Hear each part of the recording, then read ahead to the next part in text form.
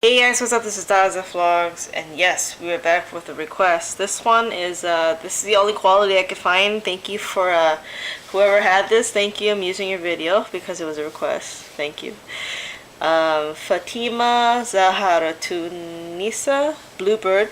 This is in 2005, and looks like it was on a competition show. So sorry, this is the only video I could find. So here we go.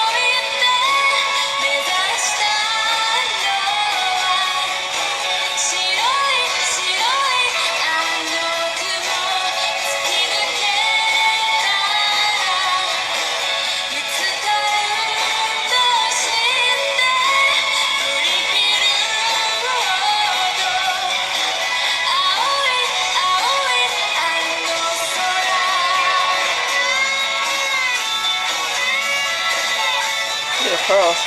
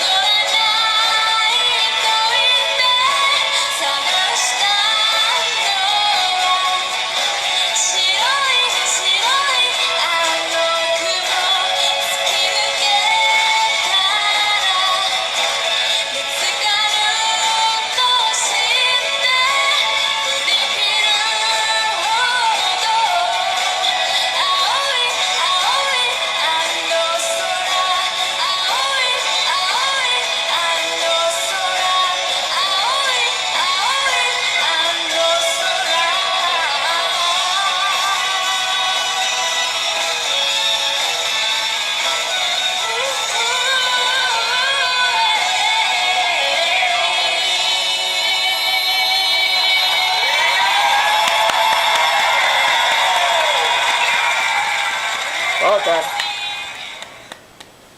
That was really good. She looked young, like teenager. This is on a game show or not a game show, a competition show or something. Saw the Japanese flag in the back. Was she on their show?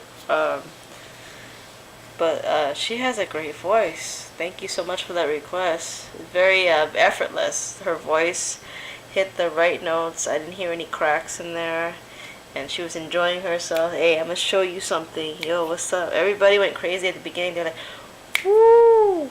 You know, they knew what was up. Thank you so much for this request. I really enjoyed her voice and her performance. And very, very young, talented singer. And I hope you guys like that too. If you have any more requests from her, let me know. Thank you so much. I really appreciate it. I'll catch you guys on the next video. Okay? Bye.